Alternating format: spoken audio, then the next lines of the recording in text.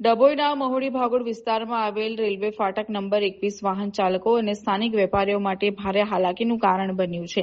ફાટક બંધ થતાં જ રસ્તાની બંને બાજુ લાંબા ટ્રાફિક જામના દ્રશ્યો સર્જાયા. ઐતિહાસિક નગરી ડભોઈમાં આવેલ મહુડી ભાગોળ રેલવે ફાટક નંબર 21 હાલ ટ્રાફિક સમસ્યાનું મુખ્ય કેન્દ્ર બન્યું છે.